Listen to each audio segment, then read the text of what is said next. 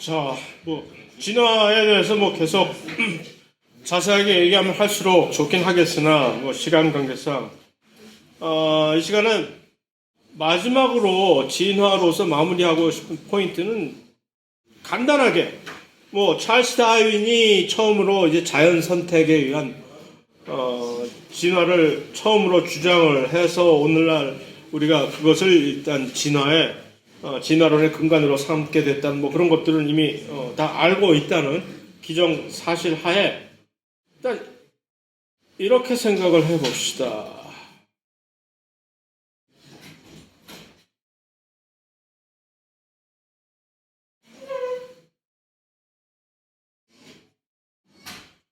이 그림을 먼저 봅시다.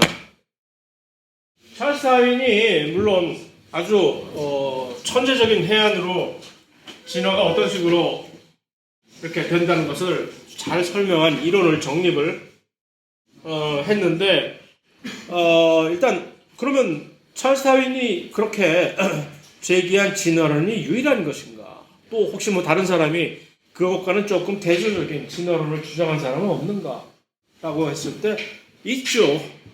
여러분들이 고등학교 때 어쩌면 고등학교 생물 시간에 한번 언급이 된 적을 들어본 법이 있을 적 들어본 적이 있을 법도 한 라마르크라고 하는 용불용설이라고 하는 얘기 들어본 적이 있는지 모르겠어요.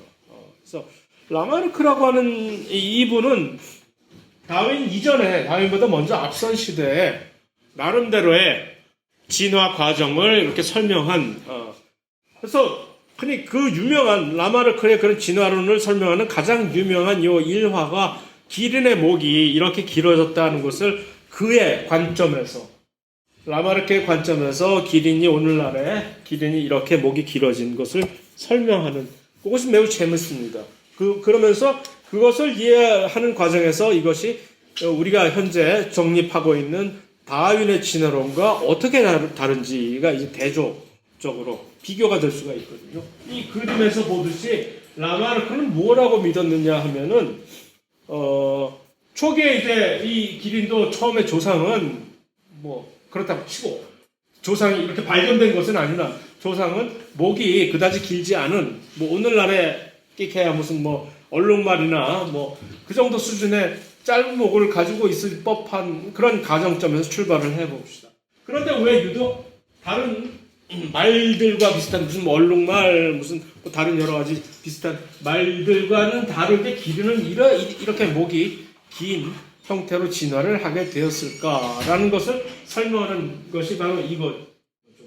그러면서 각자가 여기서 중요한 키포인트는 그 라마르크의 진화론의 키포인트는 각자가 각자 도생하기 위해서 엄청나게 노력을 하는 거죠. 개인적으로.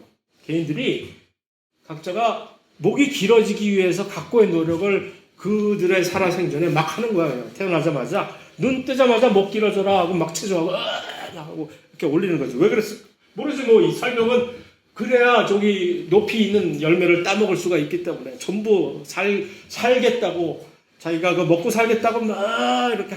근데 여기서 중요한 것은 그러니까 목이 길어지는 거지. 참, 다행이야.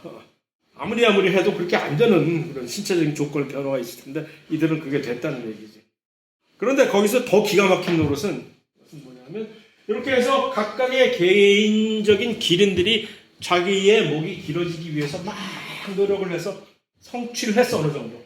요 1세대에서 목이 잠깐 길어졌어. 그럼 1세대의 기린들이 전부 후손을, 자기의 자식들을 낳았어. 근데 이 자식들이 전부 어떻게 된 거야? 갑자기 태어나자마자 출발선상이 이전 세대와는 달라진 거지. 조금 목이 긴 상태로 전부 출발을 하게 된 거야. 이게 뭐야, 이거? 갑자기. 이걸 우리는 뭐라 그러죠? 쉽게 좀 더 유식한 얘기로?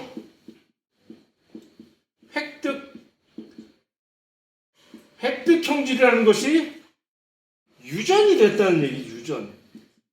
왜 이게 무슨 문제야? 혹시 학교에서 여러분들이 이전에 라마르크의 진화론이 왜 틀렸는지를 논의할 기회가 있었다면 그 틀린 가장 근본적인 논리적인 문제점이 이 획득 형질이 유전이 됐다는 것을 전제로 하고 있기 때문에 그것이 틀렸다 얘기를 하잖아요. 쉽게 생각하면 제가 태어날 때 몸이 비실비실하게 태어났는데 그것을 절치부심해서 내가 이렇게 살면 안 되겠다 해서 매일 헬스장을 가가지고서 막 헬창이 돼가지고 그래서 막 몸을 이렇게 불렸어. 이젠 막 어디 가서 나도 꿀리지 않는다 야 하고 약간 몸짱이 돼가지고서 돌아다녔단 말이에요. 이게 획득 형질이지. 본인의 노력에 의해서 타고났을 때는 그냥 비실비실하게 태어났는데 노력을 해서 이렇게 얻었단 말이에요. 얘네들처럼 노력을 해서 자기가 얻은 당대에 자신의 노력으로 얻게 되는 어떤 형질을 획득 형질이라고 하는데 그게 왜 문제가 되냐면은 자 그렇다고 해서 내가 나의 자신을 하면 그 자식이 태어날 때부터 이렇게 태어나지 않잖아요. 또 역시 비실비실하게 태어난단 말이에요. 뭐 지능도 마찬가지예요. 내가 아무리 열심히 공부를 해서 어떤 수준에 있는 석학이 됐다고 해서 내 자식이 태어날 때부터 어떤 무슨 뭐 석학 수준의 어떤 지성을 겸비해서 태어나는 건 절대 아니잖아요. 그런 식으로 해서 자기가 개인의 노력으로 해서 당대에서 얻게 된 노력에 의한 형질은 유전이 되지 않는 것으로 이제 통념이 돼 있는 그것이 사실이고 왜 그것이 안 될까요? 우리가 형질이라고 하는 것은 어떻게 결정이 되느냐? DNA, 유전자에 있는 DNA가 뭔가 바뀌어야 형질이 바뀐다라는 개념. 그럼 획득 형질은 왜 이게 안 되느냐? 이 획득 형질은 환경이 여러분에게 영향을 줘서 적응을 하기 위해서 이 몸이 반응을 해서 뭔가 바뀌었지만 거기까지고 겉에서만 바뀌었다는 거죠. 겉에서. 그러나 이것이 심오하게 DNA까지 각인이 돼가지고 가서 이게 바꿔주질 못했다는 얘기죠. DNA가 바로 형질을 만든다는 이것이 사실은 따지고 보면 바로 이것이 멘델의 유전 법칙입니다. 멘델의 고전적인 유전 법칙이라는 건 유전자의 개념이 뭔지를 통찰력 있게 파악을 해가지고서 결국 무엇인지는 모르나 그때 그분이 DNA가 뭔지 알게 뭐야. 그럼에도 불구하고 DNA가 정확하게 이렇게 그들의 행위에 의해서 어떤 특정한 지역을 하나의 유전자로 규정을 하고 그것을 성질을 규정하는 그것을 아주 정확하게 어떤 형태로 이것이 되는지 정확하게 예측을 한 것이 멘델의 기가 막힌 천재성인데 그러니까 그것에 의하면 DNA가 변하지 않고는 DNA 서열이 변하지 않고는 절대로 형질이 새롭게 나타나지 않는다는 얘기죠. 하나의 고전적인 철칙이 되어버린 거예요. 유전학의 고전적인 철칙이 되어버려가지고서 이것에 반하는 모든 것들은 비유전적인. 그러니까 이 획득 형질도 마찬가지지. 왜 이것이 안 되냐? 다음 세대로 유전이라는 것으로 이제 일단 간주되기 위해서는 다음 세대에서 계속해서 그것이 유지가 돼서 또 발전 계승이 돼야 될 거 아니에요. 당대에서 끝이고 마면 이것은 아니지. 진화에 더더군다나 개입이 절대 안 되는 거 아니에요. 그 세대에서만 끝나고 마는 거.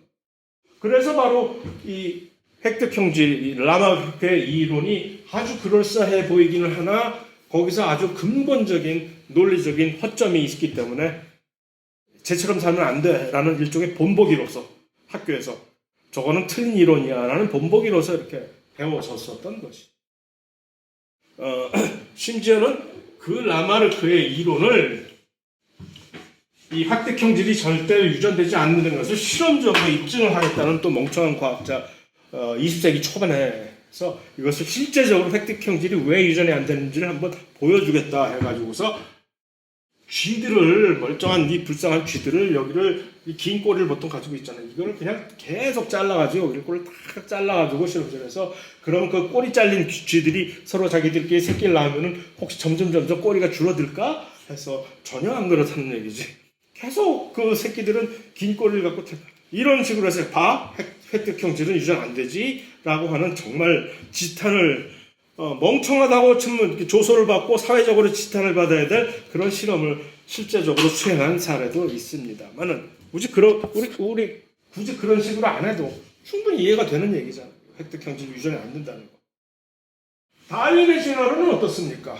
이에 반해서 일단 출발선이 무엇이 다르냐는 얘기지. 다윈의 관점에서 기린의 목이 길어진 것을 설명을 하자 하면은 이 라마르크의 경우에서는 처음에는 전부 다 도끼 객긴이었었는데 각자들이 노력을 해가지고서 그 달라진 형질을 자기들이 만들어낸 거지.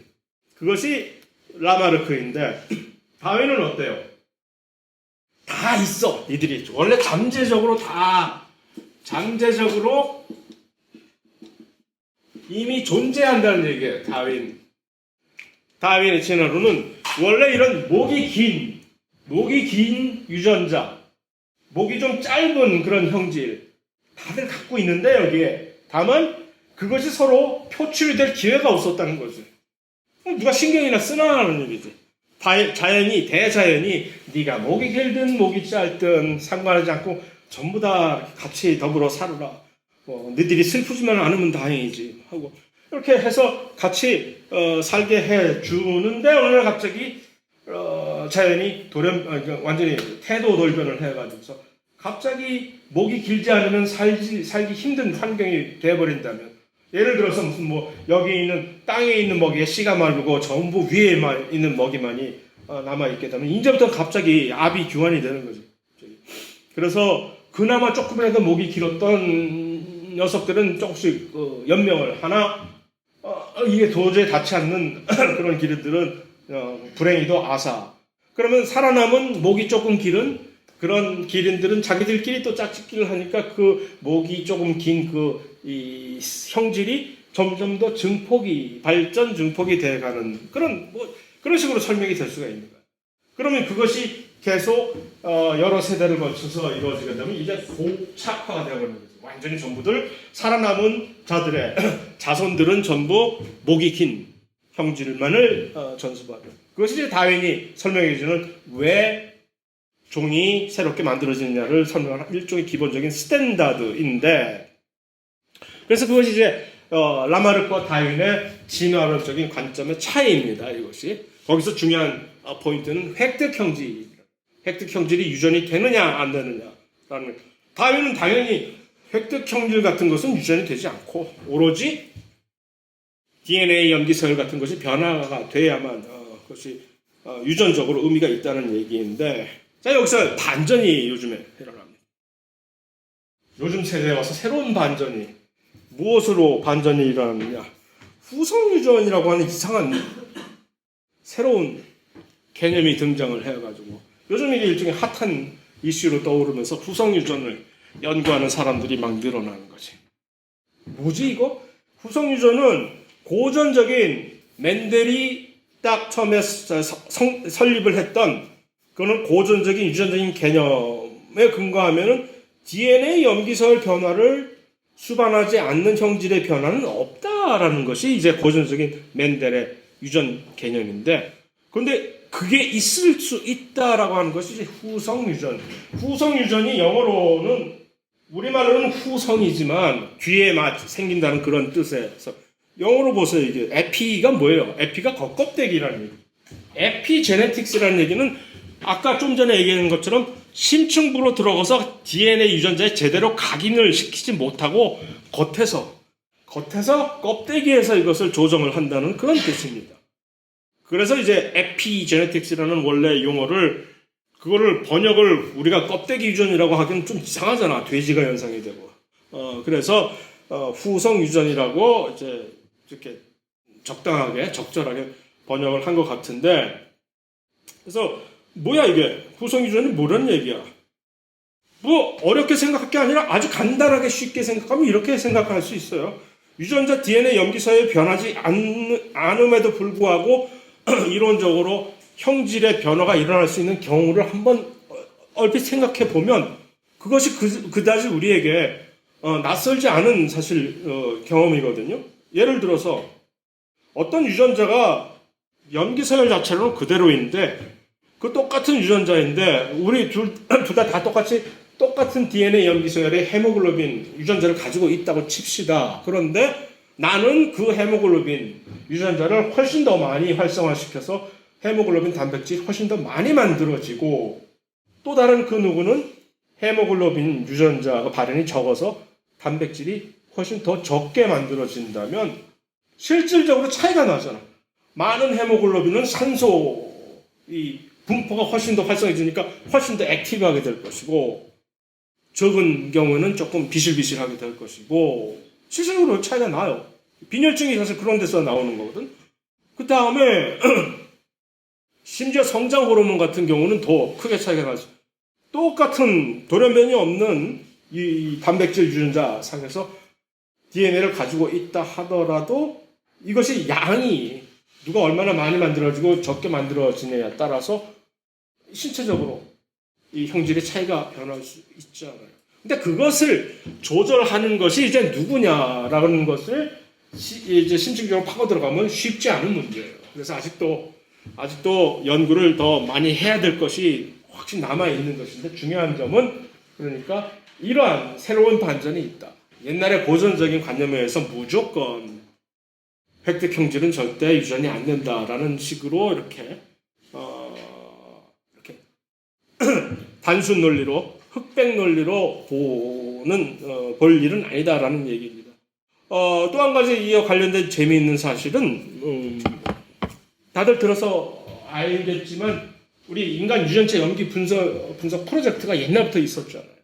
1990년에 사실 시작을 해서 인간의 DNA 염기 서열을 32억 쌍에 대한 염기 서열을 처음부터 끝까지 딱 읽겠다는 그게 무슨 일이냐 하면은 32억 개의 알파벳으로 구성된 책 한 권을 처음부터 끝까지 다 읽어 판독하겠다는 그런 프로젝트였지 처음에. 그래서 10년이 걸렸어요. 10년에 걸쳐서 그것을 완성을 했는데 사실을 얘기하자면 10년이 걸렸다고 뻥을 쳤는데 그러니까 1990년에서 20년까지 그러면 2000년까지 딱 10년이 걸렸겠지. 미국에서 기라성 같은 실험실에서 전부 다 엄청난 양의 혈세를 투입을 해가지고서 10년에 걸쳐서 완성을 했는데 사실 나중에 알고 보니 10년은커녕 작년에 겨우 다 완성했어 사실은. 그동안에 다 완성했다고 뻥을 계속 치고 있다가 거의 대부분 했지. 완성이 안 되는 부분들이 있거든요. 그래서 결국 그것까지 다 한 게 재작년 말 또는 작년 초. 그게 비로소야 이제 드디어 이제 인간의 유전체 분석이 다 끝났다. 그럼에도 불구하고 아직 인간의 남성에 있는 그 Y 염색체는 분석이 거의 제대로 이루어지지가 않아요. 기술적으로 어렵거든. 그럼에도 불구하고 인간 유전체 분석이 다 끝났다고 선언을 하는 이유는 남자를 사람 취급을 안 하는 거지. 남자의 Y 염색체 같은 것은 있으나 마나. 맞아요. 사실 별 쓸데가 없는, 별거 없어, 거기. 그러니까 그냥, 해서 되는 얘기인데, 어쨌든 그 10년에 끝났다고 뻥친 그 기간, 그래서 끝났어. 하면 이제, 그 결과를 학소거대하던 과학자들이 그 다음은 뭐였을까? 이제 이 다음은 뭘까? 처음에 이제 인간의 유전자가 어떻게 생겼는지를 궁금했는데 끝냈잖아. 그럼 그 다음은 뭘 해야 될까? 인종 간의 DNA는 뭐가 다를까? 실제로 봤어요. 흑인, 무슨 백인, 아시아인, 이들이 이렇게 확실히 인종적으로 다른데, 분명히 DNA 염기설 선에서 그것을 확실하게 구분 짓는 무언가가 있을 거다. 그래서 그 분석을 이제 비교를 해서 하기 시작했지. 결과는 꽝. 아무도 못 찾았어. 아니 뭐지 이게? 이렇게 다른데 우리가 눈을 봐도 확실하게 이렇게 형질이 다른데 아니 왜 DNA 서열상에서 이게 없는 거예요 차이가. 정말 놀라 자빠졌지 과학자들이. 또 한편으로는 얼마나 다행이야 이게. 사회적으로 사실 윤리적으로 사회적으로 우리 인종 간의 그런 유전적인 그런 실제적으로 악용이 될 수 있는 그런 차이를 발견을 못했다는 건 정말 다행스러운 일인데 없다는 ATN 암세. 그 뭘로 설명될 수 있는 거예요? 바로 에피제네틱스 같은 걸로 설명이 됐죠. 서열 차이 없이 발견이 될 수 있는 주로 환경인 것을 얘기하는 거죠.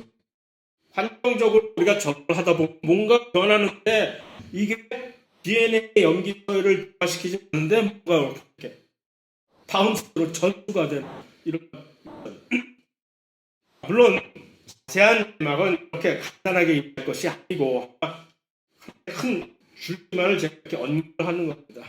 이제 에피제네틱스라고 하는 개념이다라는 말씀을 드리고요. 그것이 이제 일정의 마지막이 될 수 있을 것 같고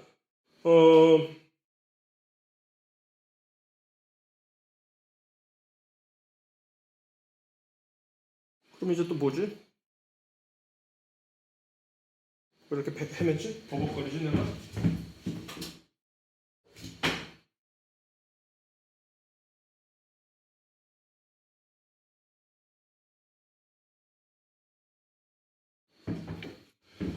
자, 나머지는 남은 시간 동안은 빨리 그 지난 시간에 여러분들이 주신 질문 몇 가지를 살펴보고 오늘 끝내도록 하죠. 원엑스F는 어떻게 필요한 에너지를 생산해내나? 일단 미토콘드리아가 없으니까 에너지 어떻게 만들어낼까 하는 얘기인데 미토콘드리아라는 것이 진화되기 전에 그러면 원엑스F가 어떻게 에너지를 생산했을까? 그 방식대로지. 그래서 미토콘드리아 안에서 발생되지 않고도 이런 어떤 특별한 이화작용을 통해 가지고 여러 가지 다양한 방법으로 아까 언급한 해당 과정 같은 것도 그런 예가 되는 거죠.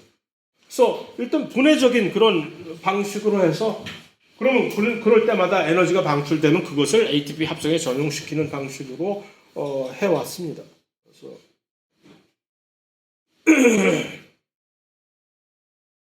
같은 얘기죠. 그러니까 생각들이 같으니까 비슷한 질문들을 던지는 거예요. 이렇게 모든 자가 영양생물의 광합성으로 에너지 얻는가 아니에요. 이 광합성이라는 것이 이제 발전되기 전에는 훨씬 조금 더 원시적인 그런 영양 방식, 지금도 아직 아주 열악한 지역에서 숨어서 살고 있는 미생물들이 이런 식으로 수행하는 것이 발전되긴 합니다. 그런데 이제 광합성의 이제 주안점은 뭐냐면 물을 건드리는 거예요. 물을 보게 생각을 한 것이 아주 획기적인 혁명. 그거는 훨씬 더 건드리기 쉬운 만한 것을 상대를 해가지고서 만만한 기물을 생양으로 삼아가지고서 이런 식으로 자가 영양 이제 방식으로 활동을 하는 그런 생물들이 있었는데 갑자기 뜬금없이 어떤 도깨비 같은 녀석이 나타나면서 물을 건드릴 생각을 우리가 지금 물을 전기분해를 현 과학에 이르러서야 물을 전기분해할 수 있는 왜냐면 물을 이렇게 뽀개버려서 서로 산소와 수소 분리시키는 것이 그렇게 여간 어려운 일이 아닌데 그거를 이제 할 수 그렇게 되니까 물을 이렇게 분해시키니까 부산물로 산소가 튀어나와 버려요.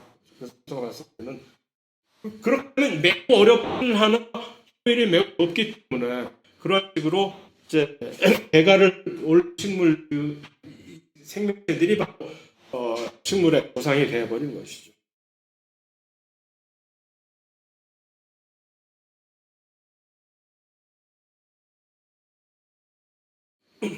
이것이 미토콘드리아가 이제 내부 공생 이론을 통해 가지고 들어오게 됐다. 이것이 상황에 맞게 뭐 적응이 된 거냐, 아니면 서로 같이 밀실에서 야합을 해가지고서 이제 한 것이냐, 모르지 그거야. 다만 지난 시간에 이제 말씀을 드렸듯이 일단 미토콘드리아는 원래 이 숙주 현재 우리의 원래 조상세포보다는 사이즈가 작으니까 아무래도 작은 녀석이 먼저 기어 들어왔겠지. 그래서 들어온 과정에서 어찌저찌 해서 이것이 일반적인 그런 파괴 과정보다는 같이 살아남는 방향으로 진화되지 않았겠는가. 뭐 하는 그런 하나의 일종의 상상일 뿐이죠. 다만 그것이 상상으로만 남지 않는 이유가 거기에 그것을 뒷받침하는 증거들이 좀 있다는 얘기죠. 그 증거는 우리가 나중에 가서 살펴볼 것이고. 초기에는 전부 종속 영양생물들이 있었는데 이렇게 그 중에서 일부가 진화를 해서 자가 영양생물이 탄생을 했다는 얘기죠. 그런데 왜 시간이 많이 흘렀음에도 나머지 종속 영양생물들이 보고 배우지 못하고 그대로 기억에 남아있느냐는 얘기죠. 그 얘기가 침팬지한테도 물어보고 침팬지한테 가서 왜 시간이 이렇게 많이 흐르는데 나타나지 않고 아직 그대로 남아있느냐 라고 묻는 거와 똑같지요. 이게 뭐 본인이 옆 동네 녀석이 정말 보기에 좋다, 정말 부럽네 라고 해서 그대로 따라 무슨 라마르크의 기린도 아니고 본인의 의지대로 이렇게 할 수 있는 게 절대 아니라는 얘기죠. 각자의 주어진 조건에 맞게 살려고 아둥바둥 하다 보면 어쩌다가 어쩌다가 그냥 천재의 이루로 이렇게 돼서 그들의 자손이 살아남는 것이지. 나머지 대부분은 그냥 그대로 나름대로 조금씩 조금씩. 그러니까 초기의 종속 영양 생물, 그 원시 초기의 종속 영양 생물과 오늘날 우리가 보는 그 종속 영양 생물과 그대로 동일하다고 생각하면 큰 오산이라는 얘기죠. 우리의 공통조상, 침팬지와 사람의 공통조상으로부터 분리했을 때 그때 당시의 침팬지와 지금 오늘날 우리가 보는 침팬지가 같은 모습일 것이라고 상상하면 그것은 어불성성이에요.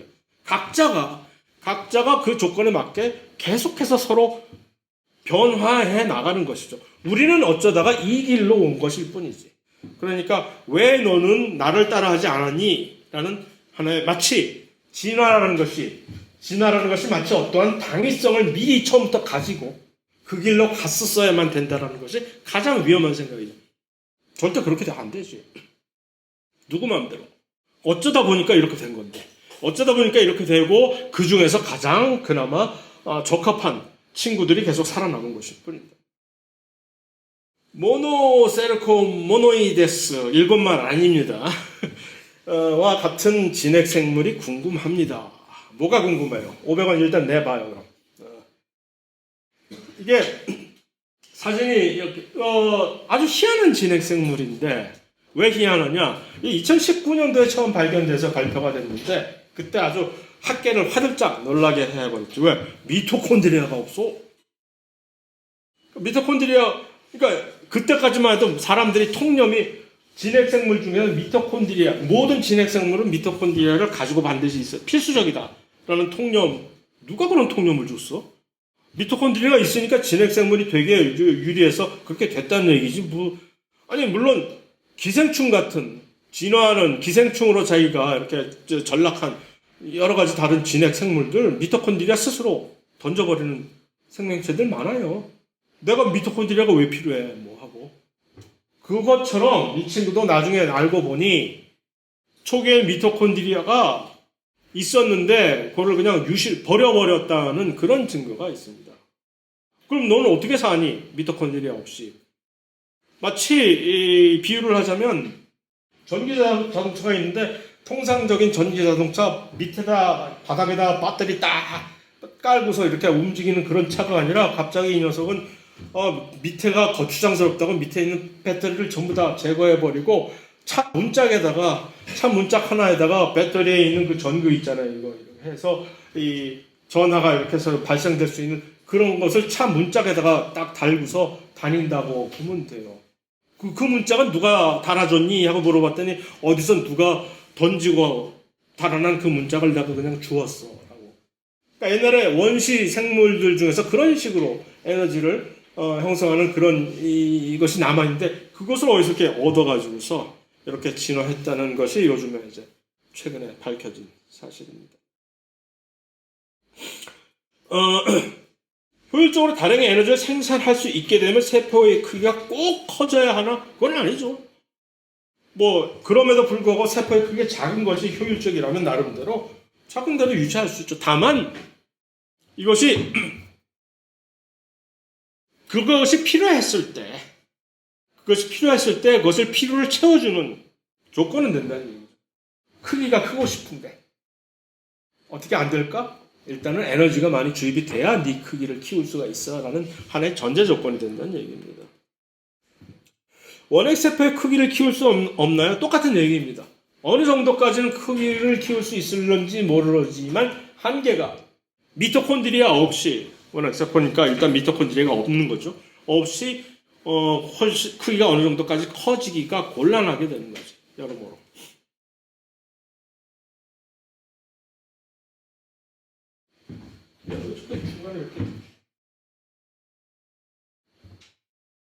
진핵세포의 크기가 어떻게 되느냐? 지난 시간에 말씀드렸듯이 일반적으로 평균적으로 10배, 10 마이크론이 이제 지름이 그렇다고 얘기를 했잖아요. 그런데 천차만별이지. 예를 들어서 조그만 그 크기의 세포도 있는가 하면 아주 큰 얘는 개구리알 같은 경우에는 육안으로 관찰이 될 정도로 밀리미터 수준이 되는 거죠.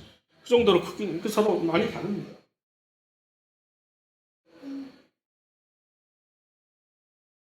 사람의 크기도 커질 수가 있을 것도 같은데 그거는 아주 모르지. 해봐야 알지. 산소 농도가 엄청나게 높은 데에서 반대로 따지면 히말라야 같은 데 사는 사람들은 좀 크기가 작은가? 그건 아니거든. 그러니까 그 차이는 아니니까, 산소 농도의 차이가. 거대 포유동물들은 암에 안 걸린다던데, 예를 들어서 큰 고래, 하마, 무슨 코끼리, 얘는 등치가 큰데 암이 세포수가 많을 거 아니에요. 근데 암에 안 걸린대. 이것이 희한하다고 그래서 당연히 암이라는 것은 우리에게 매우 밀접한 관심사이기 때문에 연구를 해봤을 거 아니에요. 얘네들은 왜 암에 안 걸릴까? 봤더니 가장 그럴듯한 이유가 우리는 암에 마치 자동차가 우리가 막 멋대로 질주를 할 때 우리의 몸을 차라고 생각하면 멋대로 질주할 때 급발진하는 거 뭐 그런 거 막을 때 최고의 보루가 뭐예요? 브레이크가 있으면은 브레이크를 밟아주면 딱 차가 쓸 수 있잖아요. 우리 몸에서 그런 식으로 브레이크 역할을 해주는 유전자들이 있거든요. 그래서 그걸 우리는 이제 종양 억제 유전자라고 그래요. 휴머노프레스에서 여러 개가 있는데 그 대표적으로 가장 유명한 종양 억제 유전자가 이름이 좀 있잖아요. E53 그래가지고 무슨 주번호처럼 이게 좀 끝판왕이에요. 우리의 가장 최후의 암이 생긴 건 얘 건재하면 그냥 다 가죠. 그런데 그게 불행히는 요 하나야. 유전자가. 물론 다른 종양 억제 유전자 여러 개가 있는 가장 끝판왕으로 효율적인 이게. 그런데 이런 코끼리나 고래 같은 경우는 20개, 여러 개가 있다는. 그러니까 많으니까 예를 들어 브레이크 하나밖에 없는 거고 그거 하나 고장나면 그냥 차 박아버리는 거예요. 그게 사실 암이 우리 몸에 발생하는 암의 대부분 50% 이상이 바로 우리가 이미 도래관리가 생겨가지고 기능을 못해서 이제는 어쩔 수 없게 돼서 완전히 전이 된 암으로 변하는 건데 이게 20개가 있다면 한두 개 안 가서도 얘는 다른 애들이 막아주지 해서 그렇게 된다는 썰이 있습니다. 동물 근육 중에서 산소가 필요한 것을 알고 있지만, 좋아요. 알고 있습니다. 곤충들이 숨쉬는 것 이외에 많은 거 움직이는 데 있는 에너지 산소가 왜 필요하냐? 곤충 숨쉬는 거, 동물 근육 움직이는 게 뭐가 다른데? 뭐 움직이는 거 아니야? 단백질 같은 것 막 자극해서 이게 구조를 변화시키다 이거 움직이는 거. 마찬가지죠. 그러니까 뭔지 다 변화시키는 건 다 돈이야. 대기 중 산소가 갑자기 늘어나는 것이 있는데 정확히 어떤 일로 갑자기 산소가 왜 갑자기 늘어나느냐? 미친듯이 통제할 수 예를 들어 항세균 같은 것들 통제할 수 없이 자기들이 막 새끼를 많이 불어나면 그냥 과밀 인구가 돼가지고 산소가 폭발하는 거죠. 그러다가 왜 갑자기 폭망하는데 인구 과밀이 자기들끼리 서로 막 난리가 나고 자원이 부족해지고 그러다가 또 확 줄어들고 그 덕에 뭐야 덩달아서 생명체들이 막 멸종을 하고 난리가 나는 거지. 거기에 우리 대멸종 여기 한 5번 있잖아. 이 지구 역사 중에. 그 대멸종 중에 가장 초기의 대멸종은 그 원인이 뭐냐면 갑자기 산소가 일어나가지고 산소가 갑자기 일어나니까 그동안에 산소를 적응하지 못했던 대부분의 생명체들이 그냥 한꺼번에 싸그리 다 멸종했던 기록. 한참 있다가는 갑자기 산소가 막 이렇게 있었는데 갑자기 산소가 뚝 떨어지는 그런 경우 산소에 의존해서 막 이렇게 살고 있던 생명체들이 한 80%의 지구상의 생명체들이 덩달아서 멸종. 그런 식으로 지구의 역사가 그런 것을 다 말해주고 있습니다. 멸종된 종이 그렇게 있어요. 대멸종의 기록이 전부 산소와 직결된 것이 최소한 2차례가 있습니다.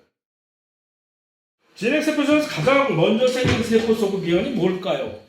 추측을 해보건데 그거는 우리가 정확하게 확인을 할 수가 없지만 추측을 해보건데 아마 핵이 왜냐하면 미토콘드리아나 연목체 말고 다른 세포 소기관들은 그냥 밀지마 해가지고 밀려서 들어왔다고 이 옷이 있으면 옷이 있는데 갑자기 옷이 주름이 져가지고 안쪽으로 하다가 이게 안 펴지는 것처럼 그러면 이게 안쪽으로 주름이 접혀져서 안에 있는 세포 소기관이 되는 거죠. 그게 이제 이론이거든요.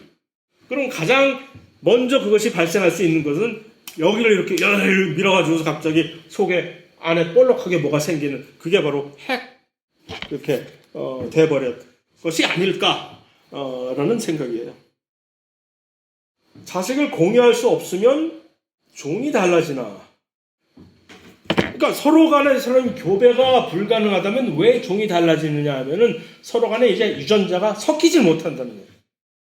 유전자가 섞이게 된다는 얘기는 여기서 무언가가 변이가 발생했더라도 이것이 중화가 되지 서로 간에 서로 같이 또 교잡이 되면서 너도 나도 재조합이 일어나면서 퍼지거나 완전히 다 퍼져버리거나 뭔가 이렇게 이 완급이 조절이 되거나 근데 이게 서로 불가하다면 이쪽에서 발생한 그러한 특별한 변이가 여기서만 발전 계승이 되잖아요.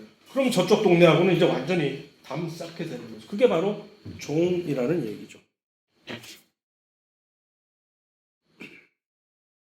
멸종한 공룡도 이명법으로 분류가 가능하냐? 가능은 한데 정확하게 이제 우리가 종으로 구분할 수 있는 어떤 근거만 있으면. 그러니까 이명법이라는 게 뭐예요? 그냥 나를 성하나라고 부르는 것보다 이 김성한 하고 부르면 저 녀석이 김간지 박간지가 알 수가 있는 게 바로 이명법 아니야. 호모 세이피엔스가 그냥 세이피엔스 하면 어느 동네 누구 자식 세이피엔스인지 모르잖아. 그런데 호모 세이피엔스 하니까 호몬의 성신에 호몬의 가문에서 세이피엔스라는 녀석이 있구나. 그게 바로 이명법의 이 근거 아닙니까?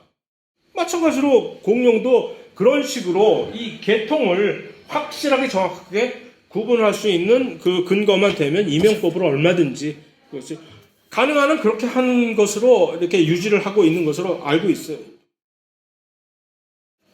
우연히 갑자기 누군가에게 무슨 일이 생기면이 이러한 추상적인 말이 많이 나온다? 잘 모르겠는데 과학에서 왜 우연히라는 말은 물론 나오지. 왜? 진화가 생명에서 진화라는 것은 우연히 생긴다는 것이 아주 전제 조건이에요.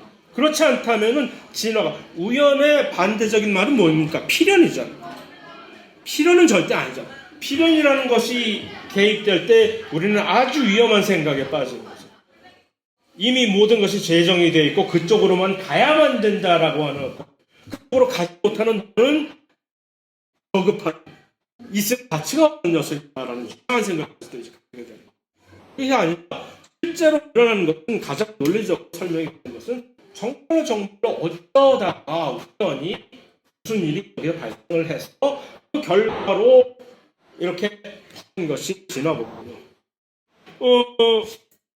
그러니까 이제 이것이 추상적이라고 느껴졌다면은 왜 추상적이라는지 잘 모르겠으나 그러나 아마 그런 느낌을 받았을 것이지만 결코 이 생명과학들이 추상적인 개념을 마치 미화하기 위해서 우연히 갑자기라는 그런 이렇게 표현을 피는 건 전혀 아니라는 얘기죠. 오히려 가장 것을 논리적으로 설명할 수 있기 위해서 그런 우연이라는 얘기를 얘기하는 것입니다.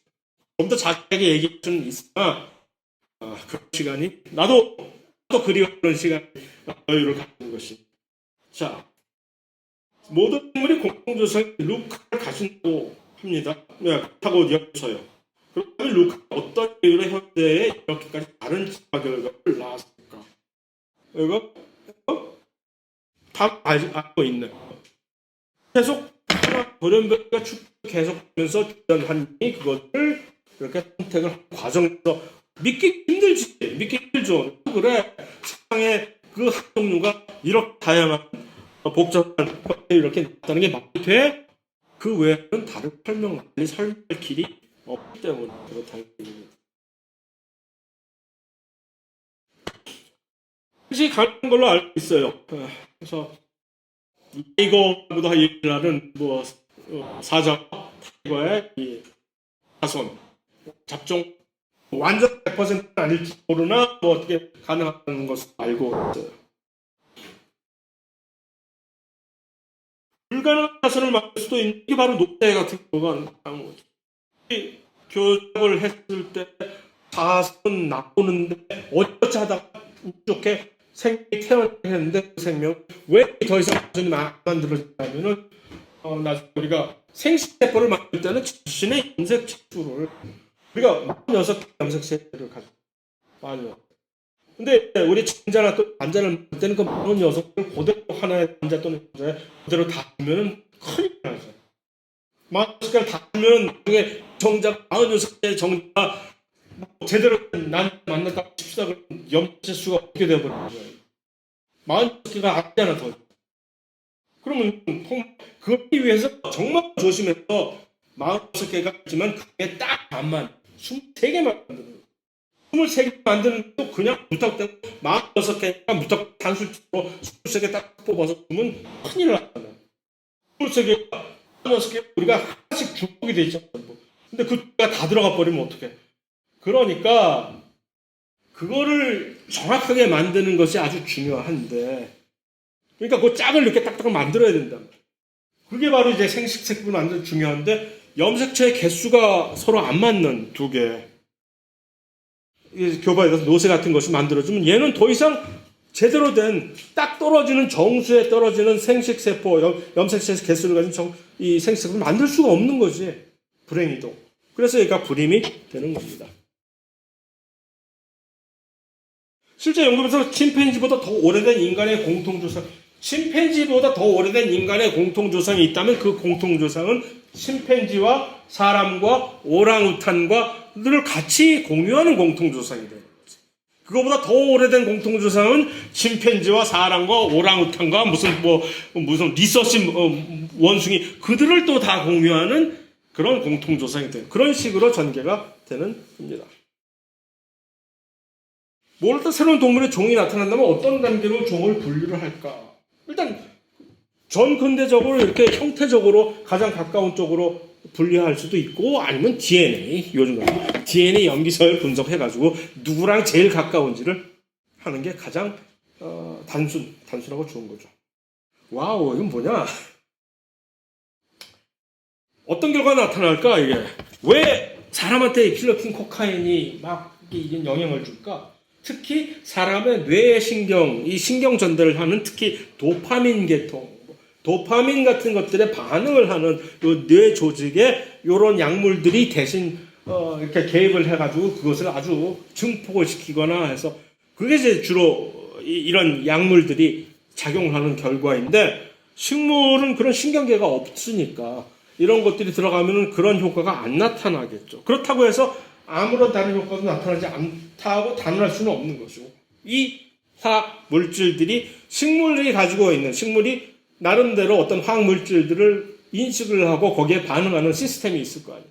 거기에 어떤 특이적인 반응을 일으킨다면 식물도 그렇다고 해서 식물이 갑자기 이렇게 되거나 그러지는 않겠으나 식물도 영향을 받을 가능성도 배제할 수는 없다는 얘기죠. 중간고사는 이 캠퍼스에 올려 이 강의 자료 플러스 모든 강의 자료 플러스 수업 내용 이런 질의응답 내용은 포함이 안 됩니다. 그러니까 이거는 한 귀로 듣고 한 귀로 흘려도 되지만 수업 내용과 이 캠퍼스의 수업 시간에 언급을 하지 않았다 하더라도 이미 강의 자료에 있는 것은 공부를 하셔야 되는 그런 겁니다. 됐네.